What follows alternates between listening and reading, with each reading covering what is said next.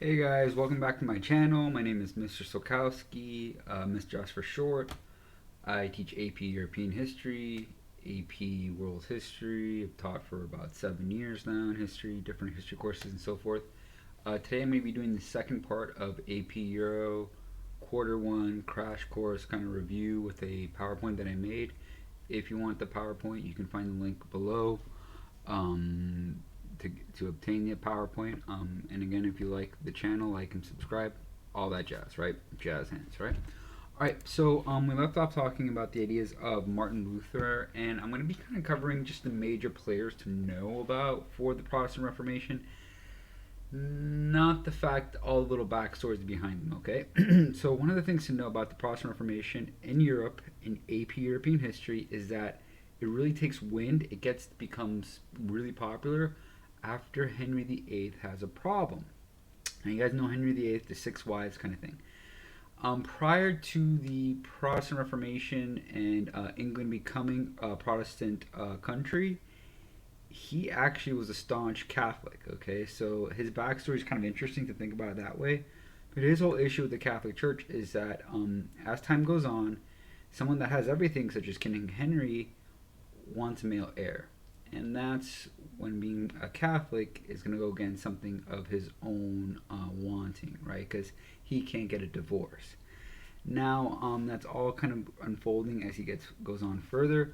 But basically, the gist of it is that he has a wife, Catherine of Aragon, and he has one daughter with her, Mary Tudor. Now, while he's with her, he's also kind of eyeing another noblewoman in his actual court named Anne Boleyn. And Henry VIII is like, well, I'm king. I kind of want to have a son. And now he sees Anne Boleyn as his actual way of getting that son. She's pretty smart. She's like, I'm not going to get with you until you give me a ring and make me like a legit queen. Because there had been romances on the side, but she's not going to go for that until she actually becomes queen. Now, before this time frame, it was kind of normal to have annulments for some reasons for kings and stuff like that. But the problem is that Henry VIII is married to Catherine of Aragon, and Catherine of Aragon, her nephew is Charles V, who's the Holy Roman Emperor. So that's like a strong no. So now Henry VIII has a problem. He's a guy that gets everything in the world, but he doesn't have a son, and he can't get an annulment, and he can't get his divorce, so he can get that son and so forth. So what he ends up doing is basically he claims his advisors are like, well, there's this thing called the Protestant Reformation, and in that, if you break away from the Catholic Church, you can establish yourself as the head of the church, and then when you're the head of the church, you can establish an archbishop, and then you can get divorces all you want, right? So that's basically what he does. He declares himself no longer part of the Catholic Church. England is now a Protestant nation. He appoints Thomas Cranmer to be his archbishop, and Cranmer ultimately annuls his marriage. Crazy fact, after this, he actually has a daughter. Again, so the whole purpose of doing this, he actually has a daughter, Elizabeth with red hair. She's actually one of the best known queens of English history, good Queen Bess. She's important to note because she's worked for Parliament and she's basically beloved by England. But in reality, she had to fight her way and claw her way to get there. Many other Catholics are seeing what Henry did as totally messed up, but he still kind of went on with it. Now, the important thing to think about this is that, yeah, in Germany with the Peace of Westphalia, there were small princes that were converting to a Protestant, maybe Calvinist, right? The ideas in the Swiss, in Geneva, but he is not a prince, he is the king of England, an entire country. And what's more important later on is that England goes onto the age of imperialism, where they start to spread all over. And along with that, the ideas of Protestant religion also spreads with it. So that's why it's important to know that, remember, the Catholic Church is the main religion in that time that has Jesus as a focal point. There are Calvinists and there are Lutherans that believe in Jesus, but they're not as popularized. Now, when Henry VIII, someone that is the king of a nation, converts to Protestantism, everyone by default under his rule is converted to Protestantism. So that's huge. That is just huge for that, because that's when you start seeing it take wind. And it becomes a strong, strong presence in European history and in world history. Now, the Catholics at this time, they don't just sit back on their laurels and be like, oh, okay, well, I guess that's what happens. They do their own Reformation. It's called the Catholic Reformation, or sometimes referred to as the Counter-Reformation. You'll hear it both ways in AP Euro, because you need to know certain details, and you kind of want to know that, like, don't get, put aside if you like Counter-Reformation. I don't remember this. It's countering the Protestant Reformation. Remember, the Catholic and Protestant Reformation is also known as the Great Schism, the Great Break, right? The split. Now, the Catholics do their own Counter-Reformation, and in this, they basically get back to what it means to be a Catholic, because they realize now there's a huge section of their church and followers have been broken off, and now they really need to reform themselves in their way. They hold this Council of Trent and meets on and off for about, I think, 20 years. And then it basically had a couple of major staunch ideas. It says that you can only be saved through salvation, right? The idea of the faith. Affirm that the Christian Bible is the source of truth, but not the only source of truth. This is important because it's like preludes to the scientific revolution. Basically, it is saying it's a source of religious truth, but there are other truths out there in other books, science, math, all that stuff. So it's kind of opening up the acknowledgement of those other fields of the world, right? It took measures to reduce church worldliness and abuses. This is also why today you don't see the Pope Francis, starting a war or something like that, right? And the ideas of like selling indulgences, buying your way into heaven, is not a thing in the Catholic Church anymore. So it's countering those kind of things, and it's kind of like going back to what the root teachings of Jesus would be, and kind of like working on it, right? A work in progress. The one that you'd be asked was Ignatius of Loyola, and he basically forms the Jesuits, which are basically a sect of that were Catholics, but they were so admired for their dedication and living a life of what it would mean to be a Catholic that it was basically indoctrinated into the Catholic Church, and that is one of the focal points that you even have today of schools throughout the world. The other one would be Teresa of Avila. She establishes the order of nuns, and she's the one that basically brings the idea of temperance and love, and going back to what the root would be for nuns and actual women during this time that wanted to become part of the Catholic Church and wanted to become nuns. So it's kind of like she goes back to the roots of what it means to be a true sister of the faith, right? So that's kind of like those two things. Those are two people that you see pop up that are the most famous ones that you would want to know for the Counter-Reformation, the Catholic Reformation. Protestant Reformation, Martin Luther, Henry VIII. Catholic Reformation, Ignatius Loyola, and Teresa of Avila. Big ones to know, and that's basically a quick little gist of what will be going on. Now, next up is basically the ideas of the Age of Exploration. Now, the Age of Exploration is more popular in AP world because it's when the whole world is connected. Through the Age of Exploration, through the European eyes, realize that the Europeans are the ones that are doing the exploring, so they become very wealthy and prosper from this age, right? And ever since the Renaissance and the Crusades, the Europeans realized that there's this whole world out there. They want to have a connection to it. They want to start to like colonize and kind of like get into the trade and connections and so forth. And it all starts off with the ideas of, this is later on what I was talking about, but it all starts off with the ideas of spices, right? And it all starts off with looking for a new route to India to make profit by cutting out the middlemen in the Middle East. This is the Ottoman Empire at the time. And they kind of want to go and find a direct route to India without having to go through the Middle East. Let's see if there's a world picture here. I can give you a better illustration. So before this time frame, you have Europe. They have to go through the Middle East to get to India, meaning they have to kind of encounter middlemen. Now, when you have encounter middlemen in business, you have to give them money kind of for their services for traveling your goods and so forth, right? But the Europeans are like, well, if we find a direct route to India by somehow getting around Africa, we would have a direct route. We would increase our profits. We would cut out the middleman. It's a business strategy even utilized today, and they can make more money. So that's the whole idea of these spices. Now, why are spices so important during this time? They're basically a taste of the world, right? But basically also spices, peppers, and also salts and stuff like that. It becomes a luxury good. Like today, you think pepper? Like what? Back then, like pepper and these spices would be worth their weight in gold. So you think of the weight of gold, pepper. Right now, you have pepper on your table, kind of thing, or even salt. And salt is important during this time too because it's a way to preserve certain meats. They don't have refrigerators, electricity during this time. So what we think of table salt and table pepper right now is not what was happening back then, because that's just the way the world kind of evolved at the time, from that time to today. So the first person you want to know is the Portuguese and Prince Henry the Navigator. That is a very famous generic question they might give you. They might give it to you in the sense of describe this Portuguese necklace or something as an illustration of the time of exploration or something. And they're really referring to the Portuguese were the first to embark on the age of exploration. Thus, they became wealthy, shown by the illustration of gold or holding a chest of rubies or something like that.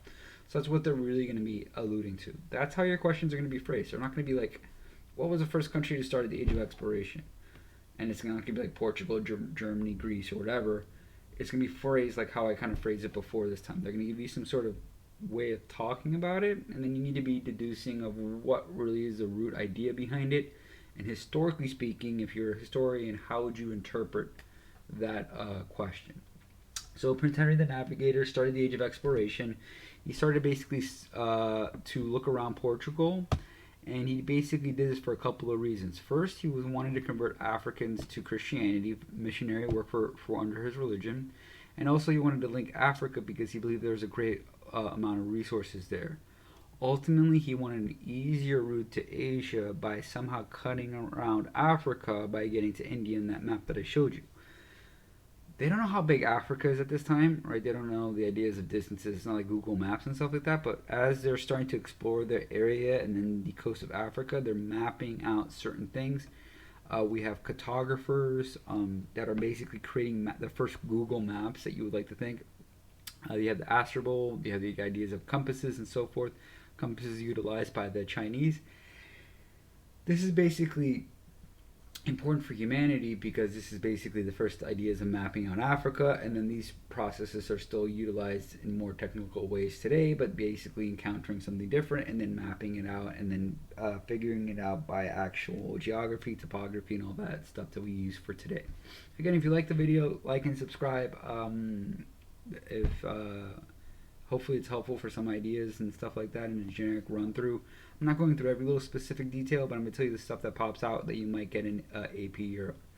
The first people that really start off after Prince Henry the Navigator would be Bartholomew Diaz. He's the first to basically go in and actually get to the bottom of Africa. And then you have Gama that actually busts through and is the first one to go from Portugal all the way to India. So the story is here. Prince Henry the Navigator, he basically explores around Portugal, off the coast of Portugal, around here, Africa. They're ultimately looking for a way over here. Each Portuguese explorer kind of steps it up and goes again, continuing on. Then you get Diaz that actually gets to the tip of South Africa, naming it the Cape of Good Hope. That's important for AP Europe because later on it's called Cape Town. And Cape Town is going to be the first European settlement by the Dutch in Africa. It's the first time people from Europe are living in Africa. So it's very important because it's something that you'll see throughout AP European history. And then you got Gama, who basically just busts it open and actually gets the first connection from Portugal to India, thus creating a straight, not a straight shot, but a direct line of trade, meaning you don't need to deal with anyone from the Ottoman Empire or the Middle East or these middlemen to basically deal with your trade, meaning your profits would increase by being able to have direct trade routes with certain areas. So it's important because it becomes very profitable, and so much so then you guys get this guy, Italian named Christopher Columbus, coming around. Now Columbus goes to the Portuguese at first basically saying, look, I think I can even find a better shortcut because everyone's looking for a shortcut to India and everyone wants a direct route to India. And he's like, well, I have this idea. If I go out this way, I might just be able to pop around and then hit India on this side, and I should be able to kind of like get around that whole Africa thing, right? Now, the whole story behind Christopher Columbus is basically, he goes to the Portuguese at first, but his idea is such like a gamble that they kind of like, nah, we're ready, we're good, thanks. But that shortcut idea, I don't know, even want to put like, I'm not gonna like sponsor you, right? Like literally, that's a thing that you would do back in the day too. So he goes next in line to Spain. Now remember, Spain just did its Inquisition, and they pushed out all the Muslims and the Jews from Spain. So they're a little bit more desperate to have some sort of financing of some sort of gamble, right? So they're more willing to gamble on Columbus's idea to do this kind of circular, circumnavigate or go around the world to get to the other side of India. It's also important because they're financially not as well off at this period of time because of the Inquisition, and also they see the Portuguese kind of like really making a lot of money, so the rest of the Europeans are kind of like intrigued by what's happening with Portugal. The other story to know that it's a very like a myth is that the Earth was obviously flat. No, most educated people at the time realized that the Earth was round. You can even see with the curvature. If you go like, if you've ever been, in an ocean, you kind of see it kind of curve. You don't. If you stand out in an ocean, you don't see other continents like far off, people staring at you back, kind of thing. Most educated people at the time realized that the Earth was curved. But the idea there is that they didn't realize how big the Earth was, right? They didn't even realize that, hey, if I go out across the Atlantic Ocean, I'm not going to get to India. I'm going to hit the Americas, and then after that, I'm going to hit the Pacific Ocean, and then I'm going to get to India. Okay, so that's one thing they didn't realize. But whatever, he asks Spain for help and basically finds the New World. At this time, after he actually finds the New World, you guys know it's 1492, all that stuff.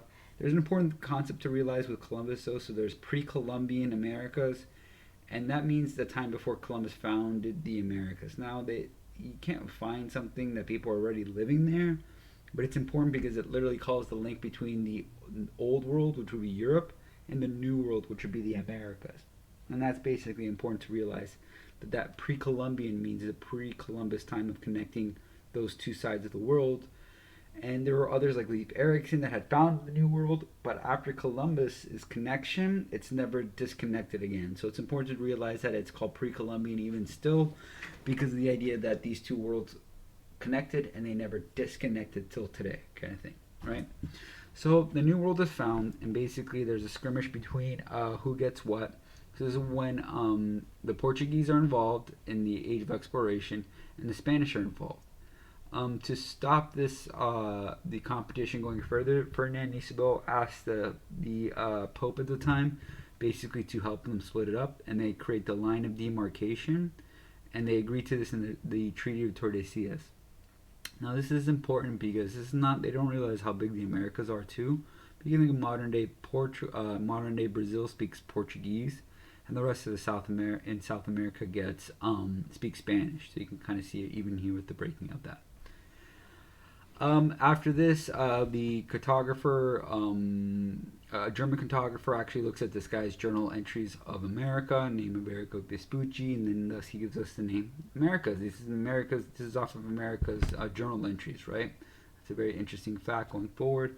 Here, this is more important for European history, is that once the Portuguese and the Spanish are in the money, there are people still looking for a route around the world after they realize that the Americas are not India, right? Even though Columbus calls them Indians, when they realize this, but the people are still, after this time frame, they're still looking for this quick route around the world because they believe it exists. So you have actually the French, Dutch, and English kind of coming along with this, and they're interesting because they look for the Northwest Passage. So they realize that the Earth is round. And now the Dutch, French, and English are looking away for over Canada and then pop around on this side too. It's very cold. They do kind of find a way, but it's not reliable, freezes over, it's very treacherous and so forth. But what's important about that is that here you have the Spanish-Portuguese connection, and up until around here, even the Bahamas. And then up here you would have the ideas of the first descendants in France, the Dutch and the English kind of connecting parts of North America. They leave the seeds there for history, which you can think of the parts of the world in the Americas that speak the different languages of the Europeans. Northwest Passage. Eventually you get this guy named Magellan. Magellan's like, well, Can't go over, not so well. I mean, it's possible, but it's just crazy. So Magellan's like, well, what if we go under South America, right? So he literally is the first person to go under South America. If you go back to this map, it's a good one. This one back here. So Magellan actually goes under South America, and then he's like, "Hey guys, it's like gonna be like 2 weeks. You should be there." It ends up being a couple months. He's killed on the way over. People speculate it was like a mutiny or whatever. But the people on his ship, his crews, are actually the first to actually fully circumnavigate the world. That's important for two things. Because first off, as he's exploring, looking for a way over, right, so another body of water to cross, he's basically mapping out every cove and the coastline of South America. And same thing is happening with the French, Dutch, and English, and they're mapping out everything that they're encountering.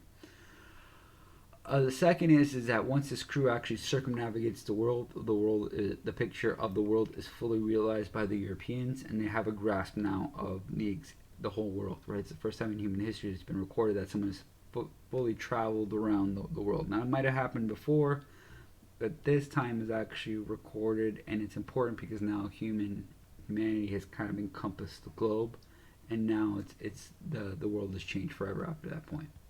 That's why Magellan is important for that idea. He finds the Pacific Ocean. He needs it peaceful because it's more peaceful than the Atlantic, and that's how he gets going from there.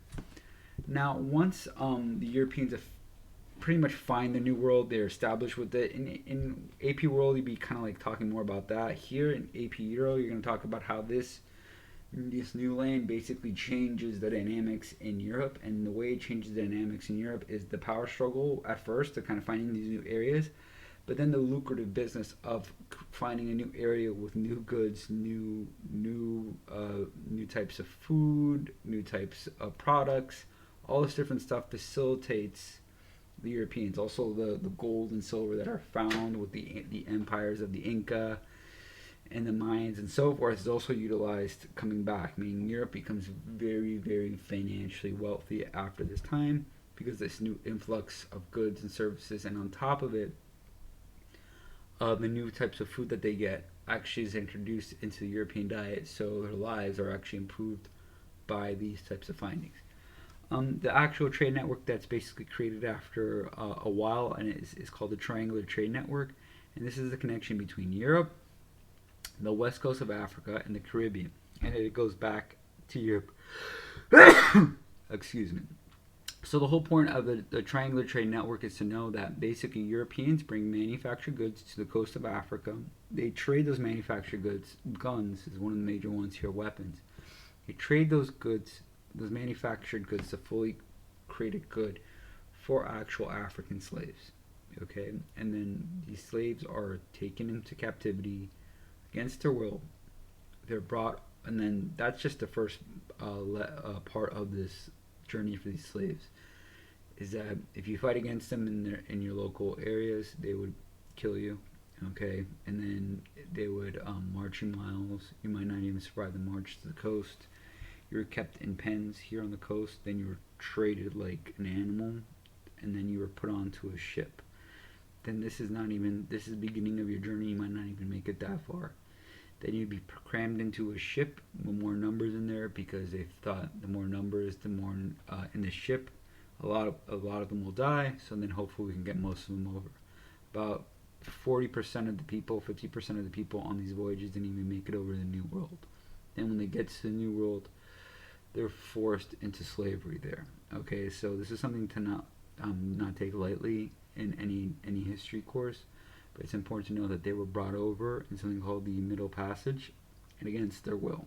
This is a forced migration of millions of people from one area of the world to another, which has never happened in history, because the only reason they do this is because slavery is free work, right? Like you pay your worker one time, you buy them as an actual animal, and then you never have to pay them again an actual wage.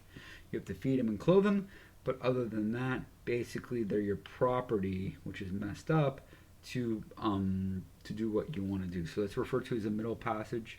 It's literally where millions of people are forced against their will to the New World to work as slaves.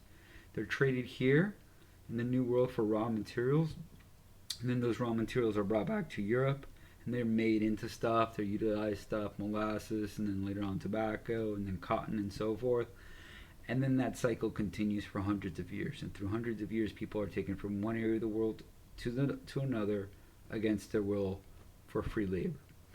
So the first leg is this. This is the first leg going down to the coast of Africa, the west coast of Africa. Here that they're brought over here to the Caribbean and places in the south of America, in the middle of the Americas, and then the south of North America here.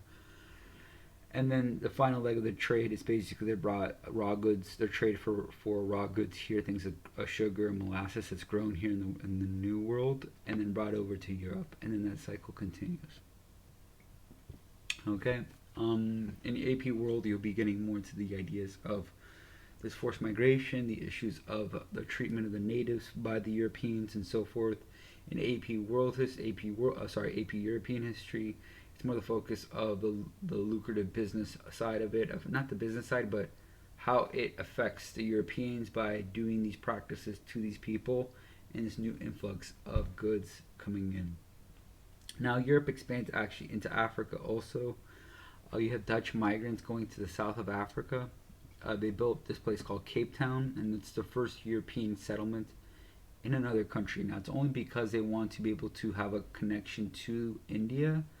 And these Dutch later on are called, the farmers from the Dutch are called Boers. And this is important because this is going to lead into the next age later on, the age of imperialism, where the English come in and they have an issues with the Dutch, and that's known as the Boer War, right? So the Boers are literally Dutch inhabitant descendants of the Dutch, the first European settlement in the tip of South Africa, and that's important because that leads to a war. Again, people are only doing this for profit. No one leaves your country. No one does all this stuff to other people if it's not for making money and greed of it, right? So it's important to realize that you're not going to move to another country. Maybe you want to go visit it, and maybe you really want to move into another city.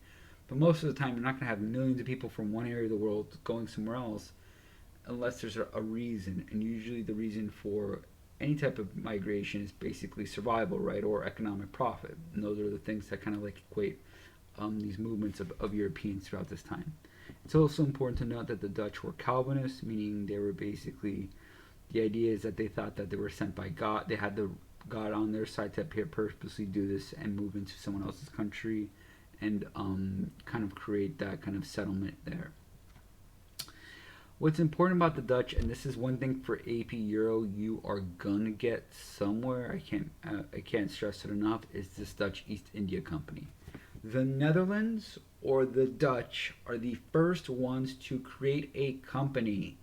Think of the Apple Corporation, think of Tesla, think of all that type of stuff. They are the first ones to say, hey, what if we get some investors and we create something called a company, which is basically has its independent or sovereignty. So going back to Columbus, if Columbus found the New World, he was sponsored. You don't claim, Columbus didn't find all that stuff on his own. He was sponsored. So now anything he finds is kind of technically he has to relay it back to the king and queen who sponsored him on this voyage, right? He'll make money, but it's not his. He has his allegiance to his country. Same thing with the French. Same thing with the English. Same thing with the Portuguese. They had their connections from their homeland, and they had to kind of like relay anything that was lucrative back to them. The Dutch are the first ones to say, why don't we pull our money together and create something that's independent on its own, the Dutch East India Company. Okay, this is actually the first company that you can actually invest, get stock in, right? The idea of the stock market today.